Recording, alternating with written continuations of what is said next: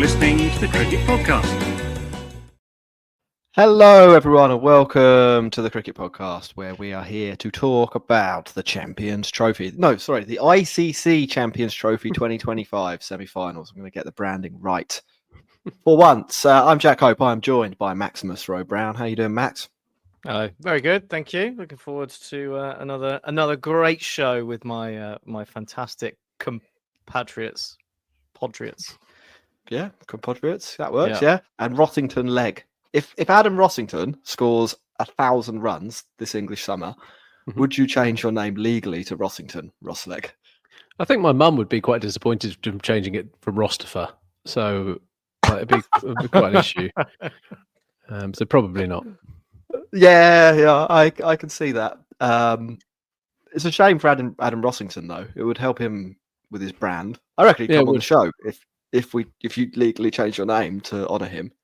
It's like one of those bits where, it's like one of those bits where people will go, "Oh, by the way, I've got a tattoo of you to a famous person," and they're just like, "That's so weird.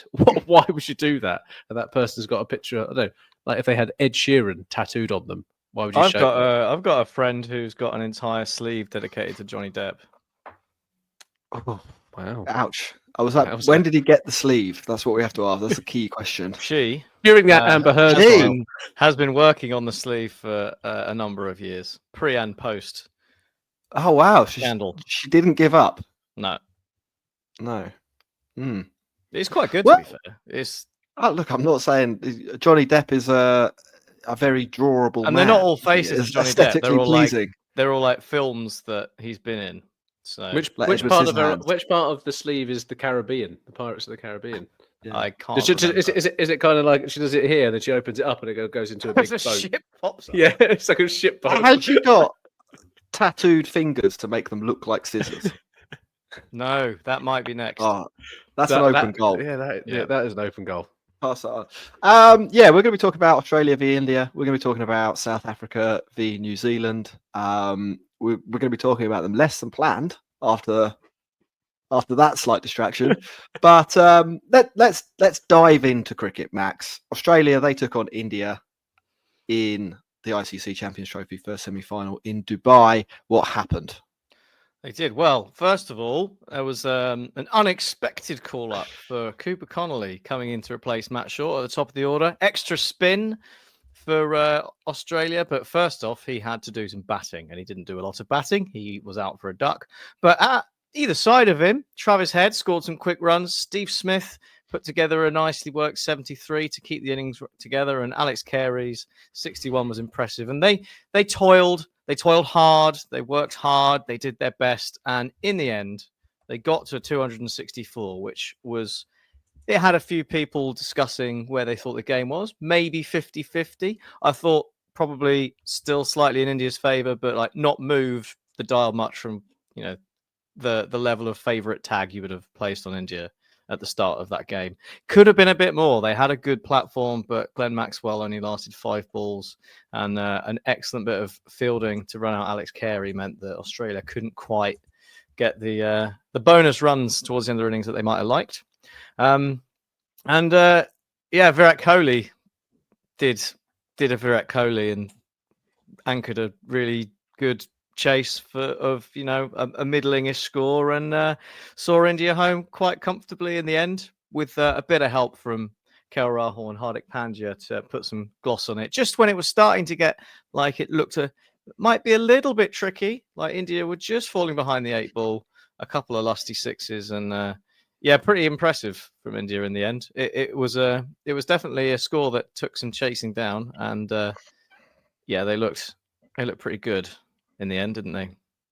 Yeah, they did. Ross, we've got 2 options here. We can talk about the cricket, or we can do 25 minutes on why it's unfair and rage. And the only reason, by the way, we would be doing that, of course, as has been pointed out at length to other people that pointed this out on the internet, is because we're raging that England are so bad. We can't take it that England, 32 years into our lives, interrupted by one 4-year period where England were competent. We still cannot take it that England are shit at white ball cricket, and therefore we have to take it out on India. So would we like to do that?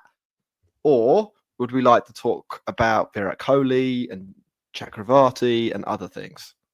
Let's not feed the frenzy, Jack. Let's not feed the frenzy. Okay. We know we could be the grown-ups. Right? We're typically we're seen as the mature podcast, aren't we? Really, we take the high road. We don't get involved in controversy, and I think on this occasion, any self-respecting Indian fan would recognise that there's clearly an advantage. Like Mohammed Shami has come out and said today that there clearly is an advantage of playing at one venue continuously, and that there was no disadvantage to South Africa, who then went to lose the semi-final because of the logistical arrangements to facilitate India. But when it comes to the cricket, Australia were okay. They were okay. There was always going to be a difficult semi-final. And Max, you kind of said at the halfway point the dial hadn't really shifted. And I put in our Discord chat that I thought this had got a Virat Kohli written all over it. Like it couldn't have been more perfect for him. And India fans, like he's still got plenty in the tank. Old Virat, 2027 World Cup. You can see him there. I'm not sure I can see Rohit Sharma making it to that World Cup. Maybe when they win this tournament, he'll retire. But yeah, from a chase perspective. Virat was pretty sublime, really. Shreyas Iyer kind of trying to pretty much emulate Virat in the way he was playing. And when you look at how well people like Akshar Patel have done kind of floating in that middle order, and the ever reliable KL Rahul, who's got the highest average in ODI cricket, but in this tournament at the moment, but the lowest strike rate. Shock. So 42 of 34 in this one, Ross. He can do it. He is like I think before the Champions Trophy, I was just like, surely they're going to play Rishabh Pant, and Jack, you was like, Ross, you're a madman. They're going to play KL Rahul. He's had a brilliant tournament. He's a good ODI player. It's his format. Mm. Like he's got all the shots. He's kept all right as well, to be fair. Yeah, that's King legend. No, I think he's credit where credit is due, to use a footballism. 42 or 34, finished the game. No stress for India, really. I wanted this semi-final to be better than it ever really became. Like, I think it needed... So 15 overs to go in the Australia innings. It threatened to be interesting. And then the Australian innings, it really fizzled out with Maxwell and Carey going. What did they add? So they were 200-ish, ballpark, 200-ish, with 14 or 15 overs to go. And they end up getting 264. And you kind of have to say fair play to India for dragging that back. I mean, Australia, where, let's say when Steve Smith is out, let's not go too crazy here. They're 200 for 5 with 14 overs to go, or 13 and change. Australia are probably odds on to make 280, I would say. Possibly more. 280 is about where we put it in the Discord for game on. And that could be like a really difficult chase. I mean, I think India probably still make it, but it certainly asks a slightly tougher question, doesn't it? To wrap up the innings for 264, and it's not like Dwarshuis can't bat either. Like he's fairly competent, I would say. Is that how you say his name? I had no idea how to say that. Yeah. How would you say it? I'm not going to say it because I'll embarrass myself. But there was no, it didn't. Looking at that written down, I'm like. I think that's where it is. Baron Chakravarti is very, very good, Max, isn't he? Like he slightly under the radar because he was very, very good a while ago, and like people. Yeah, he had a little blip, didn't he? He had an IPL. Let's just say what it is. He got fat. That's what happened. Is that what happened? I don't know. He got fat. I don't remember that era. What? Genuinely, he looked like real mama's about the same player. Real mama's boy. Go and get some pictures of Chakravarti. Yeah, when people in the YouTube chat, people will be backing me up here. He was on the trajectory to be another Piyush Chawla. That's what he was on the trajectory. Okay, all right. for. Well, maybe. Well, those incidents may have coincided. Who's to say? But yeah, he went through a year and a half. Well, we were all raving about him. I was telling people he was the best white ball spinner in the world, and then he shat the bed at the World Cup, and everyone was like, what the fuck are you talking about, you idiot? But he's back. And now he's back, and he is. He's really, really good. He's doing it in an ICC tournament. It's a similar redemption arc to Kuldeep Yadav, isn't it? Really, where Kuldeep Yadav burst onto the scene, was incredible. Had a couple of years. I don't think that was because he got fat, where he got blasted all over the place, and then he came back and he was, as good as he's ever been. And similar with Chakravarti, like he's done it for KKR in the last couple of seasons. He's come back into the Indo setup, and on these pitches in Dubai as well, he has been he's largely impossible to get away. Right? It's difficult to pick. It's varies his pace, varies what he does with the ball, and if he so is much skill. It's great to watch. If he isn't outright the best white ball bowler in the world, he is outright the best white ball bowler in the world in games that aren't everywhere in the world and are only in the UAE. He is the best good Venn in the world diagram. in the UAE. Yeah. It's a perfect circle. It's a perfect circle. Everything I said makes sense if you say it really slowly and think about it. So I think props has to go to him. I know they're good figures to return in the semi-final, and then Big Virat. Can I ask a question quickly? Go on. On you mentioned Kuldeep Yadav. I like commenting on Indian team's hair at the moment. Yeah. Has he had a perm? Has he gone full kind of 80s perm? Because it kind of looks to me as if he has. And I've noticed a change in his hairstyle. I don't hate it, I've got to say. I think just in general, the India side have got new stylists in, haven't they? And there's a bit of a glow up about the team. You're right. Yeah, a bit of a glow up. Yeah.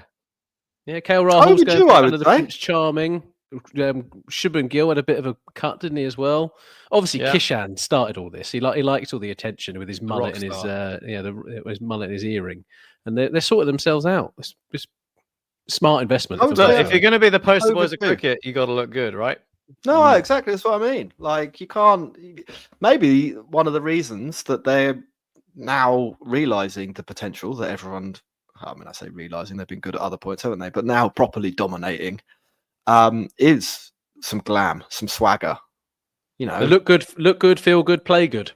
I mean, that's what exactly. I mean, we look at Sachin Tendulkar. We love him, yeah, but I didn't rate his hair. Ganguly, England, terrible hair, cropped haircuts, like nothing going on there, is there? Dravid, awful hair, very boring. Can't say that. Can't say that anymore about India. They're bringing good hair to the party. Kumble, what was his hair like? Probably, unremarkable. No one. I reckon if you search Kumble hair, you're not getting anything from the contemporary era. Now, I reckon there's some good gossip about haircuts. So, fair play, India. I've got good hair. I've got an unbelievable picture of Kumble here. I'm gonna have to share my screen. I'm not sure if this is actually going to work on the podcast, but let's have a look at this. Okay. Things out the first time. It's a good job we're not doing this one live. Look at Kumble. Look at that. That is a true setup. That's a mustache combo.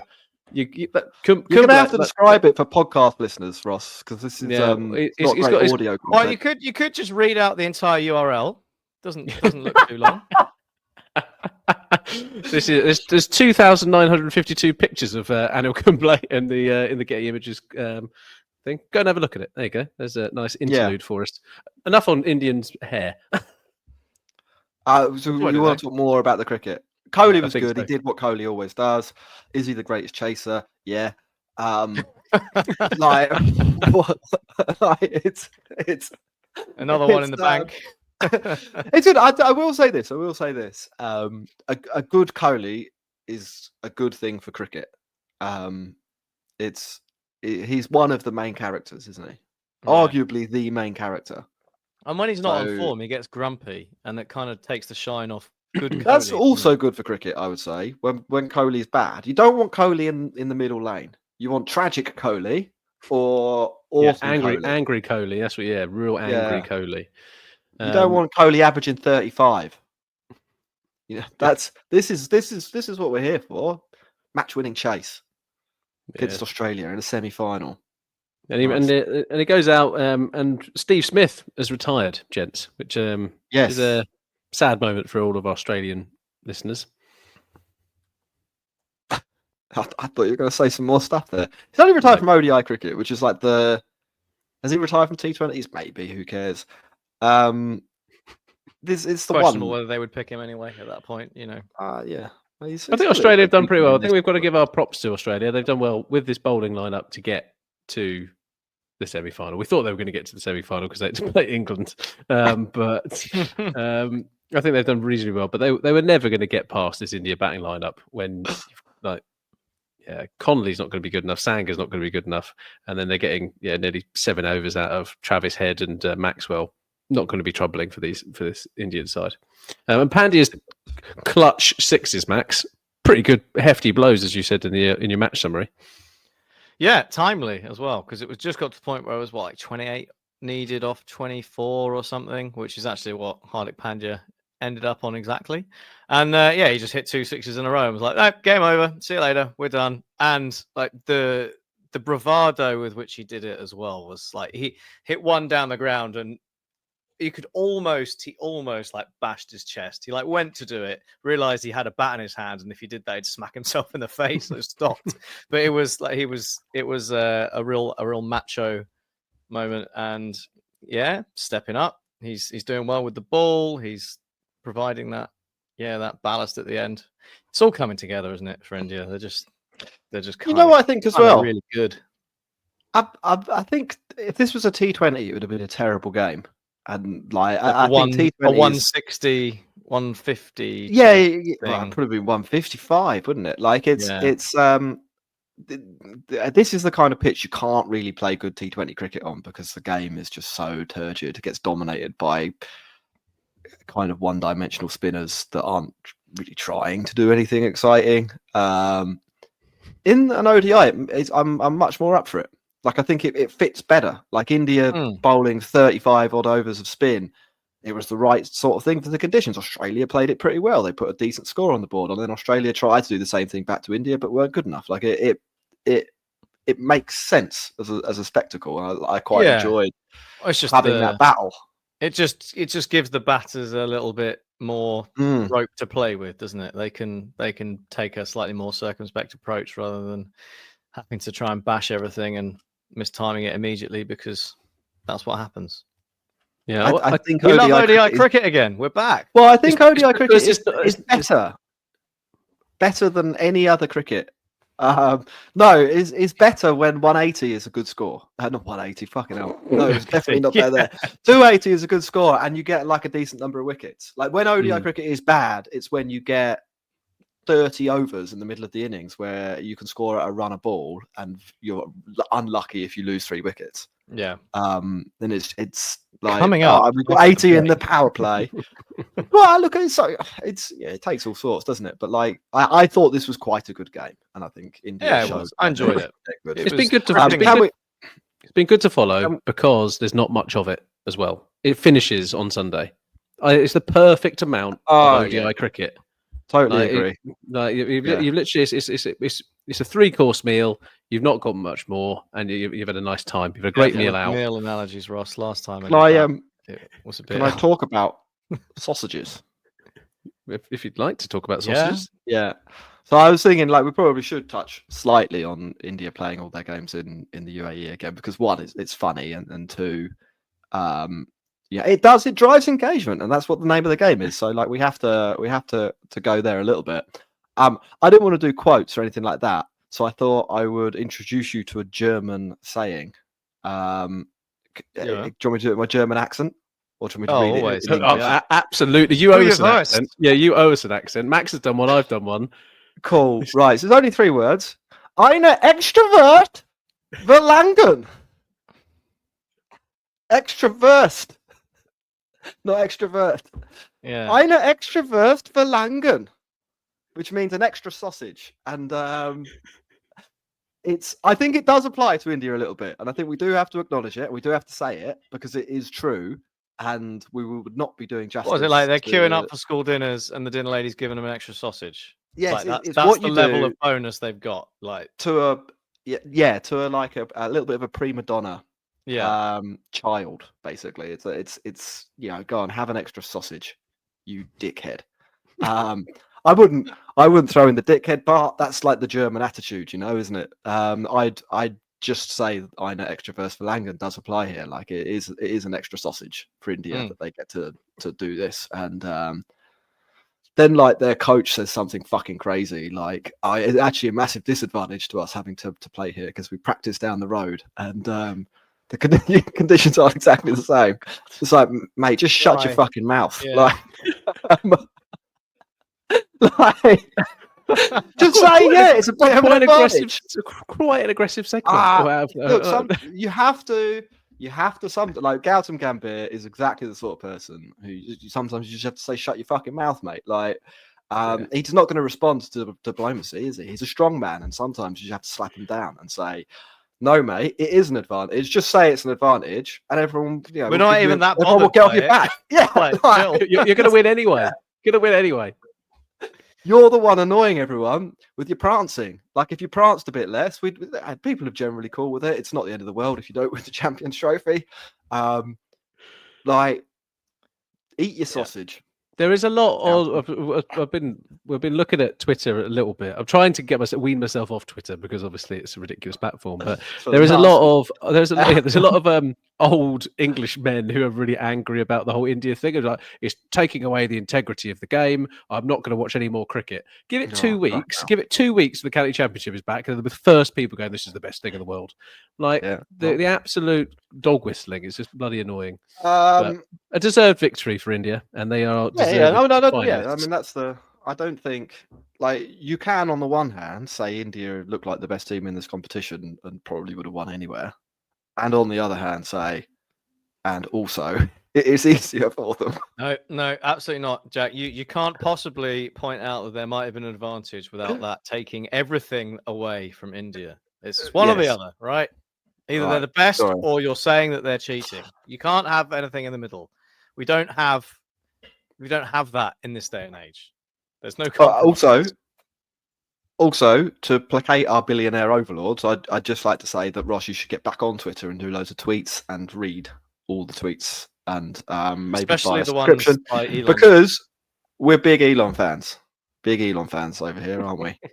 He was just waving. Nothing suspect about that, is there? Like, just saying hello. Just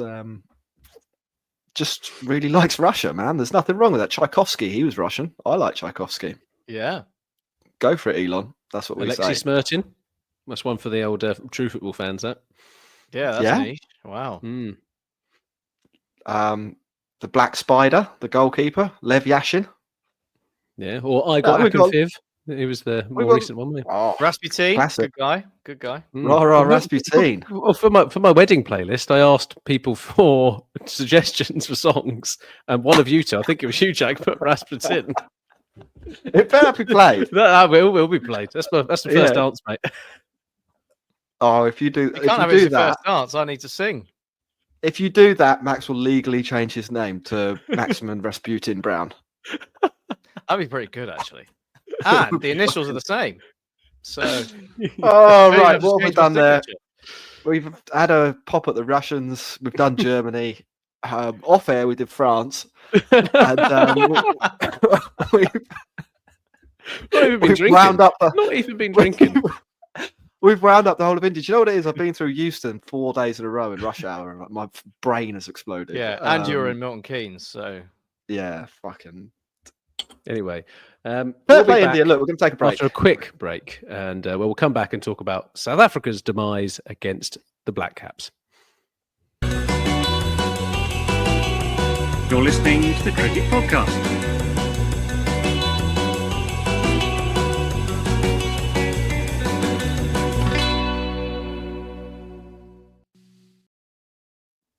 Hello, chums. Welcome back to the Cricket Podcast. We are talking about the ICC Champions Trophy Pakistan 2025 semi-finals. New Zealand, they join India in the final for what's in recent years been a pretty good white ball rivalry. So we're looking forward to that. But how did they get there, Max? What did they do? Well, they had to get past South Africa in Lahore. South Africa, who had a nice trip out to Dubai just to see the inside of the airport and fly back.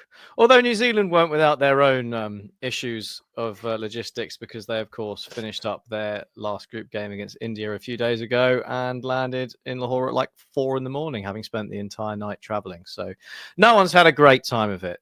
But they both managed to get out there, stay awake, and put on. Well, one of the teams put on a show. Two players in particular, Rachin Ravindra and Kane Williamson, both with fairly attractive and well-made hundreds, which set New Zealand up for a real blast at the end, with Darren Mitchell and Glenn Phillips in particular coming in and smacking the South Africa bowlers all to sunder. 362 for 6 they amassed, and that was always going to be a challenge. But this is South Africa. They have someone called Heinrich Klaasen. They have someone called David Miller. And you thought that if anyone was going to do it, maybe it'd be them. But they did not do it, I am afraid, despite David Miller's 100 runs off 67 balls, which, with a bit of support on another day, could have made all the difference. They were too far behind the 8-ball by the time any of that happened. Temba Bavuma scored a 50, but it was a little sluggish for my liking, and it left the South Africans needing too many runs in not enough time. It all fell apart. Heinrich Klaasen didn't get any, and they kind of petered out either side of David Miller's.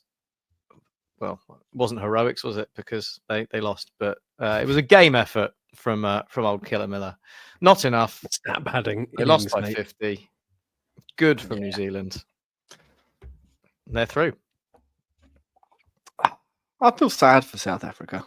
I do a bit. I think they're kind of good enough to have won something, aren't they? And they're not going to. They're not is there an element where South Africa haven't really been tested? And this was like the first time they actually came up to a bit of resistance, and it didn't quite go their way. Maybe if they'd got to actually play Australia in the group stage, they might have been better prepared for this kind of scenario. We thought that might be a fairly high chase and given them a bit of bit of an opportunity. Maybe I watched this game and I thought it was quite reminiscent of the second match of the tournament, but one of the early matches of the tournament when England played Australia, and England got a similar-ish score on a similar-ish pitch. Mm-hmm. And we all kind of said afterwards, or I said afterwards, I think there was general agreement that like a good team wins that almost all the time. But England they can't bowl, so they lost. Yep. I thought it was like basically that game, except the Kiwis have got a bowling attack, and they had some reasonably clever plans. And I think actually one of you pointed out that Nathan Ellis might have been the difference between the two teams on that day, and he bowled a spell of 10 overs for 54. Like he basically controlled the run rate a little bit, and that is more or less what New Zealand did. They bowled a little bit like Nathan Ellis. They just made it quite difficult for South Africa to score fluently early on. Bavuma gets in a rut. Everyone's chasing the game after that. The whole game hinges on Heinrich Klaasen and whether he can go bananas. He doesn't, they lose.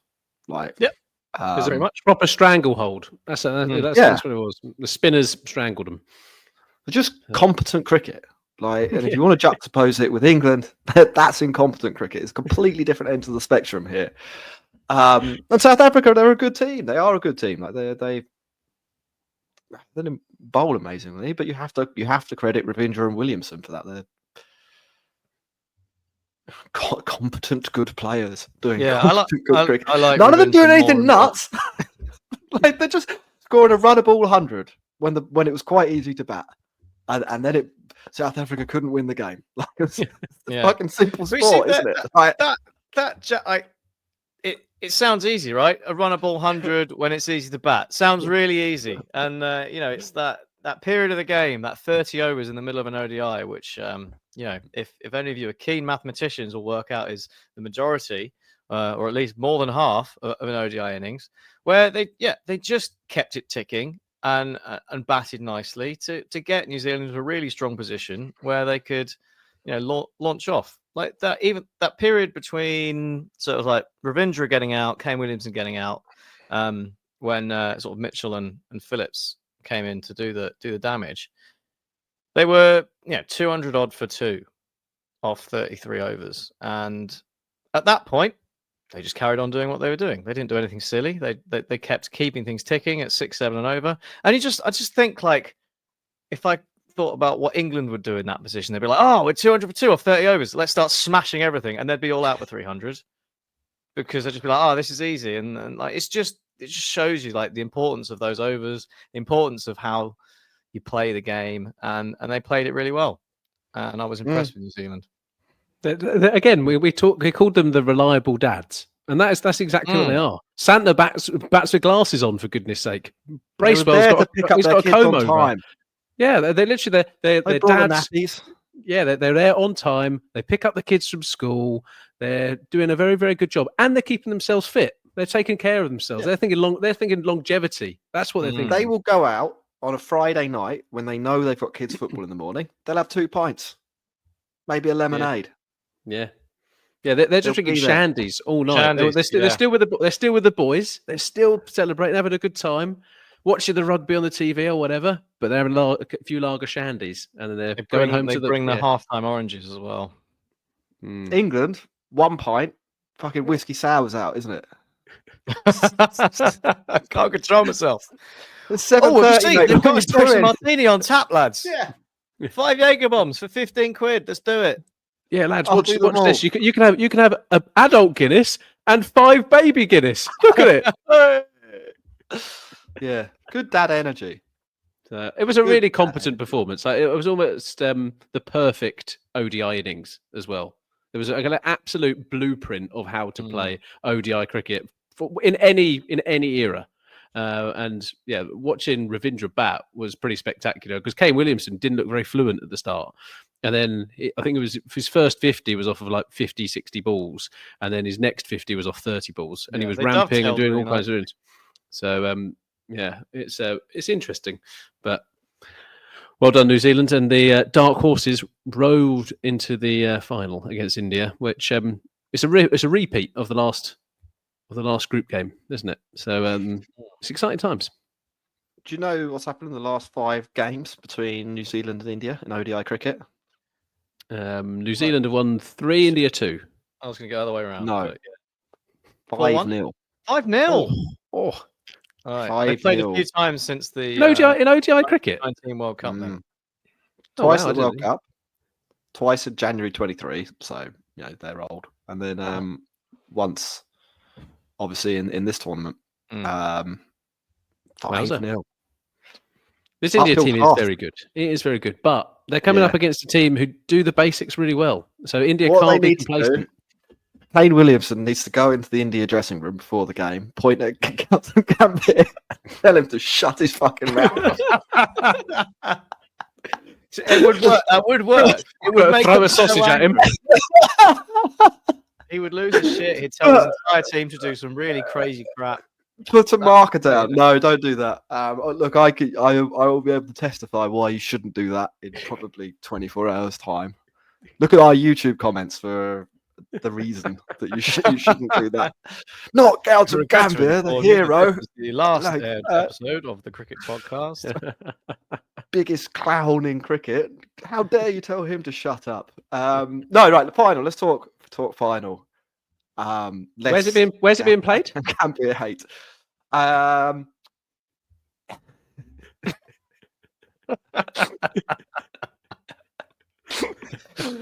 Yep.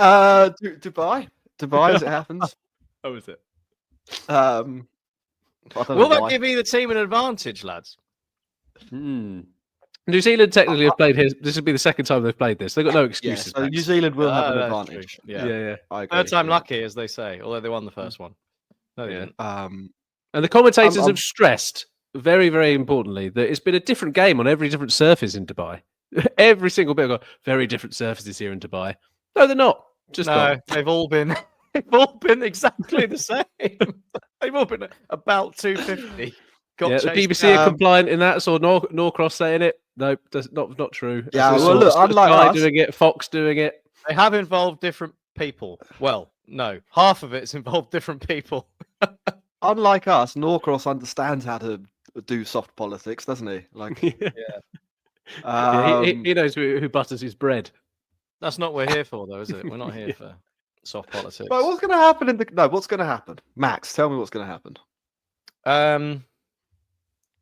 Can I say it? Can I say that New Zealand are going to win? No, I can't. India are going to win. Their spinners are too good. New Zealand's spinners aren't as good, and India's batting is as good, if not better. Therefore, here's a question for you, Ross. I'm not bored of this answer. Yeah, bored. Fair enough. I don't want to hear it. Ross, question for you. Mitchell Santner terrorised India in the Test series. Barely 6 months, terrorised them. There were Indian batters crying. So did Will O'Rourke. I don't think there were any Indian batters crying. Mentally crying. Right. Mentally shot. Disgraced. Will they be terrified again of Mitchell Santner? And is he the key to victory for the Kiwis? So I think Santner is a good captain for New Zealand. He's put in a couple of good performances so far. They made a mistake in the last game where they chose to bat second. That was a mistake in Dubai. They should have batted first. They won the toss, chose the field. They then they got the wrath of India, and India took them to pieces. Here, if New Zealand win the toss, Mitch Santner wins the toss, they should bat first and see what happens. Scoreboard pressure does funny things in tournaments, especially in finals, and we can see. I think Ravindra has got something about him spin-wise. I think Santner has demonstrated it before, but there is the class of India is a step above, but it's a one-off final. India have got a little bit of a history, an ever so slight history of bottling big occasions. So we'll see what happens. I'm backing New Zealand to win this game. I said at the start of the tournament, I think that they're dark horses. They're now into the final. I've got to stick with my Black Caps. India lost every toss. Really? Wow. They have. I saw this. He's lost 14 in a row, or something insane like that. Yeah. Now come and tell me that they've got an advantage. It's true. Maybe one fell swoop. You've put words back in my mouth. I'll choke on my own vomit of words. Wait, isn't that what they've done in the county championship? Isn't it? The home team doesn't get Rohit Sharma always loses the toss. What are you talking about? They trialled it a couple of years ago, didn't they, and gave up. Yeah, the home team doesn't has to give away the toss. They got visiting team. Yeah, right. Yeah. Should we do some cricket business to wrap up the show? Oh, we've got some Pope stuff to talk about. The ecumenical cricket podcast. Yeah. Are we going to do that? I mean, I don't know. Talking about the latest nonsense out of the England camp, or the Pakistan camp, or any of it. Okay, look, England have annoyed the Pope. That's all we're going to say. We can't get rid of the Catholics. They're important for the listener base. Yes, but it's a key constituent in our listenership, the Catholic voice, and we're here for the Pope. We're glad he's into the Ashes. That's all we're saying. Is that the wrong thing to say? I said the wrong thing. You've said what the ECB have had to apologise for. No. Yeah. Not the Catholics too. We've mate. Lost the Gambia fans. We've lost the Catholics. The Germans. The Germans, they're gone. Australians long ago. Oh no! But we do have old England fans. We do have Indian hairdressers. They're on our side now. Yes, the beauticians. The glow up of the Indian cricket team is spectacular. Ben Stokes, Max. We ruminated on the last podcast who could potentially be England's next white ball skipper, and in very unsurprising terms, Rob Key and Brendan McCullum might turn to Ben Stokes. Did you see this one coming? Neither of us mentioned it. I honestly didn't even consider it as a possibility. I thought he was retired on his own, right? Nailed on. Ben Stokes as ODI captain. If you forget every other piece of information available to you, I think could be quite good. He could be quite a good ODI captain. If you forget the fact that he's the Test captain and plays about 4 of those a year and is permanently broken and I don't know, would they make him a T20 captain as well? But he won 3-0 against Pakistan. The last time England did win an ODI series, I think. Yeah, I don't. Ben Stokes. On its own, I don't hate it, but he can't be the Test captain as well. That's insane. That's not going to work. It's ridiculous. Tell me I'm wrong. I mean, look, it is ridiculous because he keeps breaking down. But I don't know. Part of me thinks like it It's would so be quite crazy, funny. it might just work. Yes, that very much that vibe. Yeah. I mean, what names did you actually come up with? Because I didn't. Well, we listen. came up with a bunch of names who will Tom never Abel. be picked. Yeah, Tom Abel. Tom- That's not going to happen, is it? So Tom Abel. We said we ruled Yeah. out Liam Livingston, even though he's the vice captain, because he's not very good at ODI cricket. Yeah, he's out. Unfortunately, in the YouTube comments, Ollie Pope was being muted. We just ignored that, so that's not going to happen. out. I said James Vince would have been a good option as someone, the kind of player that could do it, but obviously that's never an option. We're not giving up. Yeah, and then Are we? and then Ben Duckett was muted by Swami in the chat, which would have been quite. But we said that he's too and then busy obviously with his I bucket need hat Sam empire. Curran. Sam Curran's the answer. Yeah, I think, and I said an outsider was a better bet than a person internal. Didn't consider kind of Ben Stokes kind of riding to England's rescue because we've played that narrative before. But why not give the fans what they want? Can they give it Joe Root to the end of the season? Yeah, but Joe Root was put there, but we were just like, that doesn't really solve the problem. Like Joe Root, we want Joe Root to play for as long as possible. Giving him the captaincy on a format that England don't really want to play might just be the final death knell for him. Wayne Rooney's available again, isn't he? Joffrey Archer. No, we didn't suggest him. And Adil Rashid, because he's the most senior person in the team, but we were just like, you can't give it to a leg spinner. You can't do that. It's got to be Ben Stokes, isn't it? Only one left. He was a good leg spinner and not a captain for Australia, but he did all right for Hampshire. Did all right for Hampshire. Best captain Australia never had because they didn't need him. They're fucking winning all the time with the other Anyone people for the captain of Australia. Yeah. So they'd have won by even more. Yeah, well, we got other news as well. Jimmy Anderson is entering the 100 draft, so look forward to him being picked up by London Spirit. They might not even be London Spirit by then. True. Yeah. We have to consider this. They could be. St. John's Wood Tech Bros. The London Tech Bros. Yeah, that'd be good. No, I thought they wanted to do something related to the MCC, egg and bacon. London. That was the kit, English wasn't it? They wanted breakfast. an egg and bacon kit, but that's already taken That by would be- Trent Rockets. That'd be so good if they had the full egg and bacon striped. Or And if it was like they all had to lashes wear of blazers on the fried pitch with the tie. No. What about those T-shirts that look like you're wearing a blazer and a tie? that's a good design. That's That'd be a what good we design. need. And the Now final it's bit of cricket news is that Jason Gillespie has called his successor, Aqib Javeed, a clown, accusing of undermining him and Gary Kirsten during their time at the helm of Pakistan's cricket team. And it is no surprise that Pakistan are so shit because you've had 12 or 16 coaches in the space of 2 years. So Gillespie's coming out swinging. We should definitely try and get him on the podcast. Good on him, yeah. Yes, spot on. Yeah. Call a spade a spade. Anything else, boys? No. Absolutely excellent. And we do have some exciting news. On our next podcast, we are going to announce a new partnership. So stay tuned for that. I've just had an email through confirming that. So with the thing. So if you're excited, let us know. Yeah. Good pod. That's potentially a career ender. It happens to everyone, right? Everyone has their cancellation moment. If this is ours, so be it. I've enjoyed it. Yeah, the 597th episode. It was the one that it was one show too far.